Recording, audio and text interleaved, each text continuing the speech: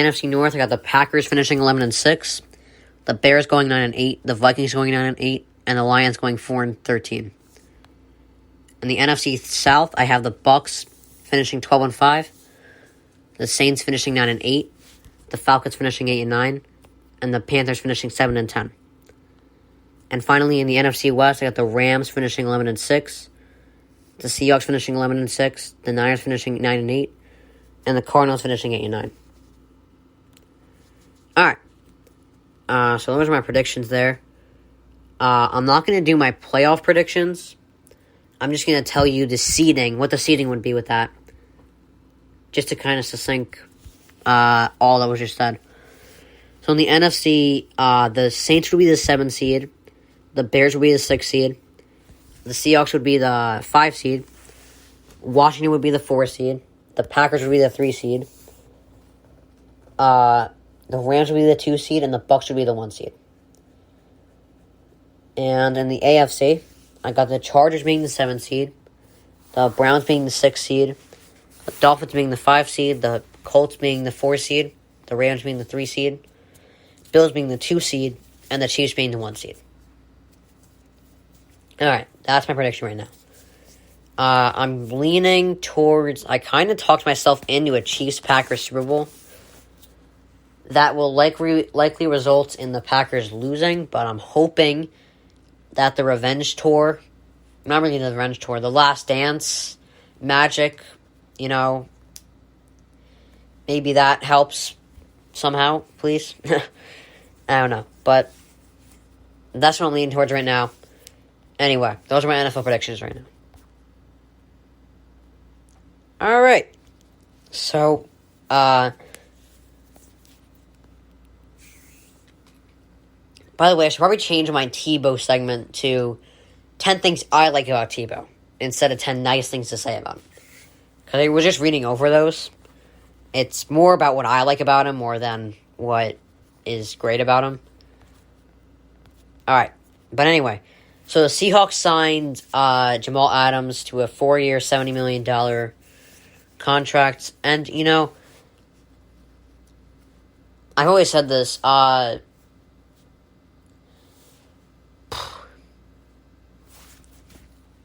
the coaches, they lean towards what they're best at.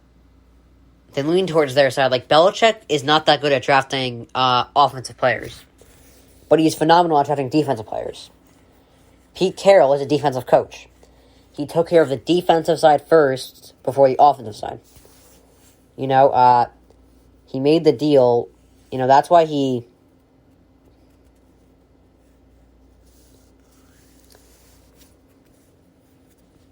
I don't know. That's why he, right when they were about to franchise tag him, that's why he took care of signing him. Because he has to make sure, because he's a defensive coach, gotta make sure that all the defensive players are happy.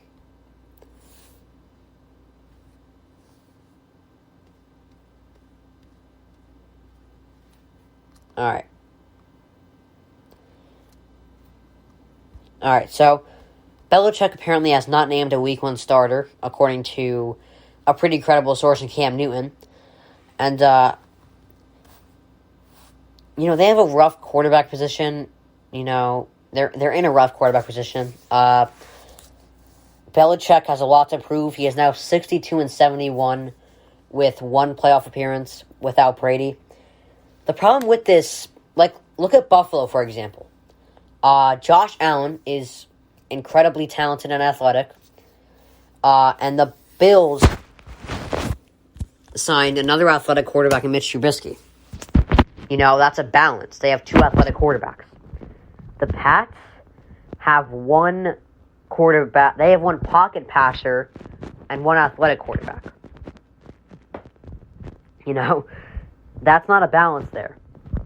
Cam is athletic. Jones is not a system quarterback. What am I saying? Pocket passer. That's a big difference. Even the Packers. Jordan Love is talented, athletic. Rodgers, talented, athletic, The only difference between them is Aaron Rodgers has proven he can throw the ball more accurately than most quarterbacks can. But, that there's a balance there. The Packers have talented quarterbacks. Rodgers and Love. There's no balance with the Patriots. So that's a tough position there. All right. So Mike McCarthy said that the Cowboys do not feel urgency to rush Dak back. And I said this about Carson Wentz, I believe, yesterday. Don't rush him back, You don't want them to go back and get another injury, and make them go out longer, That's just stupid. So just don't hold it out too long. I mean, obviously you try your best to get them back as soon as possible. But, don't rush them back. Don't feel too rushed there, Alright.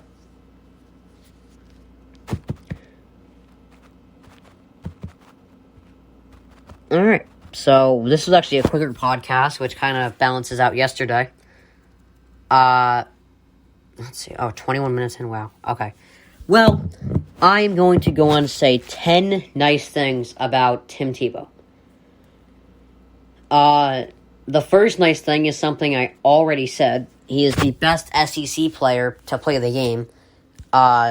He's not only the best, few players can boast the kind of college career he had.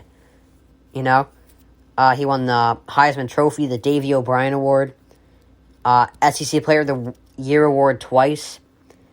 That's the first thing I gotta say about him. He's the best SEC player I've ever seen. The second best is he is the most impactful NFL player, in my opinion. The most impactful NFL player I've seen.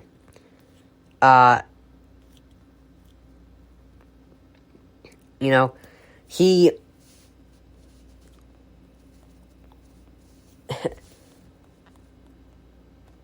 literally made a trend of T-bowing, which is literally kneeling in the end zone and praying. Like, Tebow Mania was real. His fans are crazy. That he's the most impactful NFL player there is.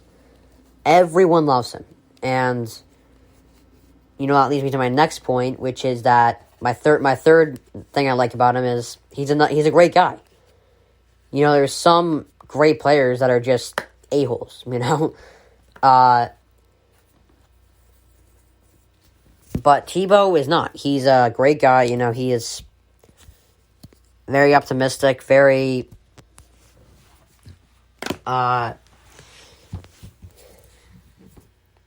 very hard not to like. Like, if there's something wrong with you if you don't like him.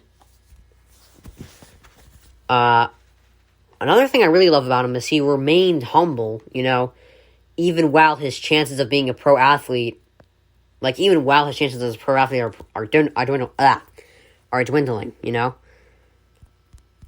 Like, he's losing his chances. He couldn't get on the Mets. He couldn't play in the NFL. He did that twice, But he remains humble throughout that entire time,